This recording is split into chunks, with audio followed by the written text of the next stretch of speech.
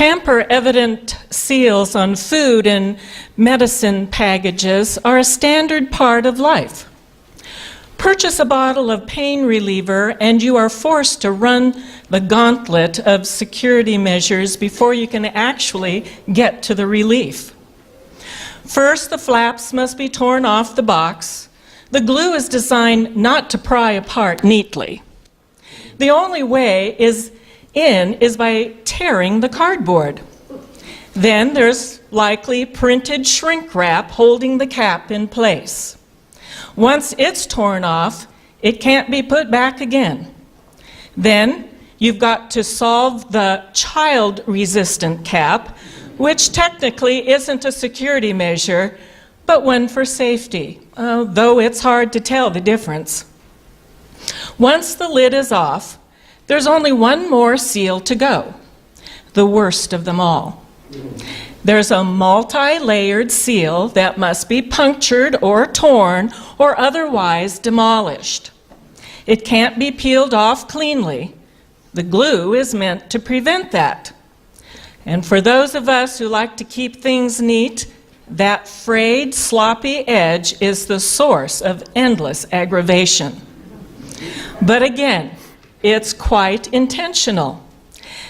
The seals serve a purpose. It's meant to give the consumer confidence that the product he holds is safe and untouched by criminal hands. Though sometimes the seal works so well that the product is untouched by consumer hands. The idea of a seal is not to prevent something from being opened. The idea is to make sure that anyone who is interested can tell that it's been opened. Seals are meant to guarantee the integrity of what's inside are not a new idea. They've been around for thousands of years. And just like our tamper-evident seal, the purpose of ancient seals was not to impede access. That's what locks, iron doors, moats, and chain link are for. The goal of seals has always been to prove the authenticity of things. Some of the oldest seals were small cylinders made out of fired clay or metal that were inscribed with a unique design or declaration. The seal would be rolled in wet clay, perhaps to validate the orders or claims written with a stylus or a clay tablet. The seal served as an identifying signature. It wasn't long before signet rings or seal rings became popular. Clay or wax seals on envelopes or packages would be stamped with the ring, verifying both the sender and its contents.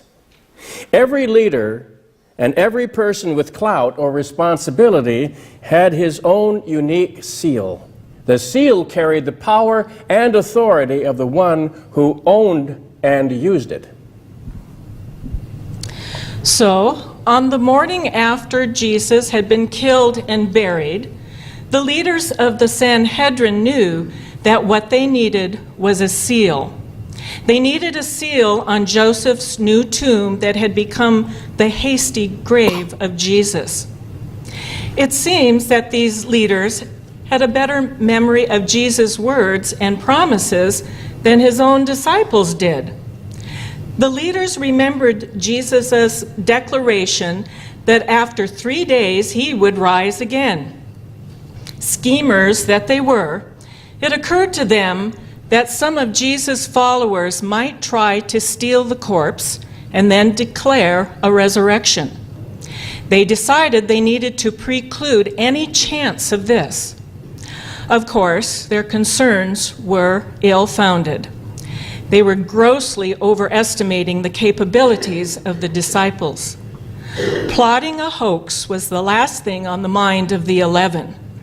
They were worried about more pressing issues, like staying alive.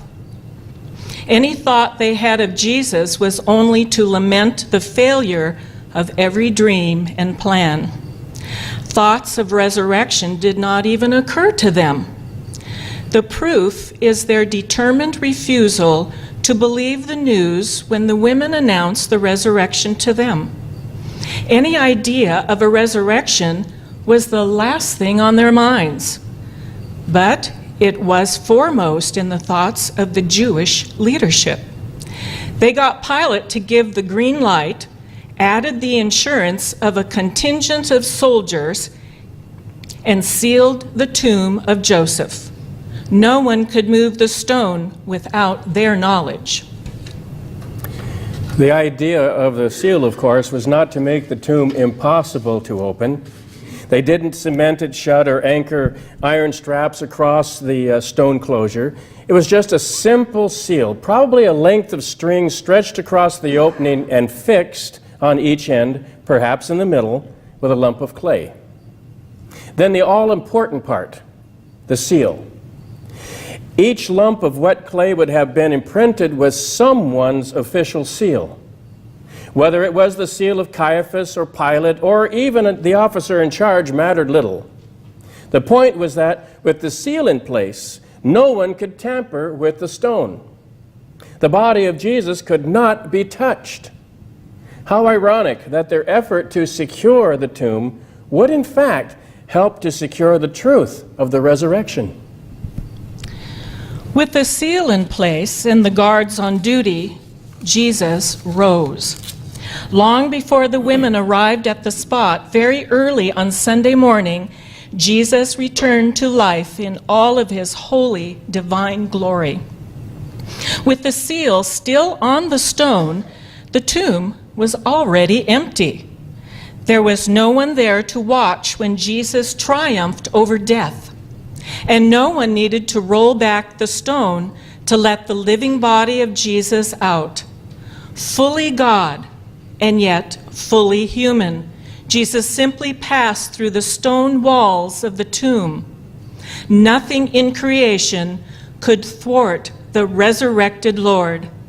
Jesus rose from the dead and appeared to Mary Magdalene, the other women, and the disciples in the upper room without ever disturbing the stone or the seal. He didn't need to open the tomb. He simply left. But the seal was certainly broken, and the stone was rolled back to open the grave. It was not open to let Jesus out, but to let the witnesses in. Human eyes needed to see the evidence. A half dozen needed to see the empty tomb.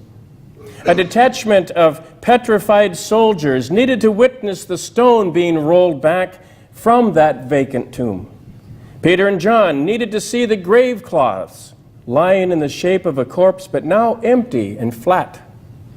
They had to see the head linen folded up neatly by itself. The seal most certainly was broken. God sent an angel to break it. And the proof was apparent for all to see. There was no body. It was gone before the seal was gone. When the seal was destroyed and the guards driven away, the miracle of Easter had already taken place. The tomb of Joseph of Arimathea was empty again. It would one day be available for its owner after all. God broke the seal to make the news known. Jesus was alive, and no stone tomb could hold him. God was breaking many seals that Easter morning.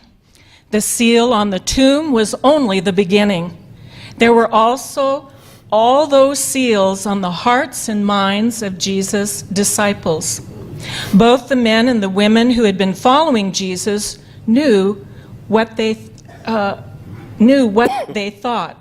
They knew what they felt. The heartache was seared into them. The knowledge of what had happened was inescapable.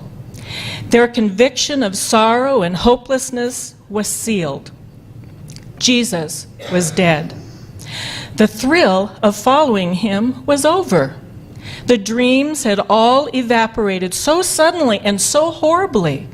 Their joy was gone. Their hope had died with Jesus. The women, remember, were on their way to care for a corpse. Their only concern was the stone that would keep them from their purpose.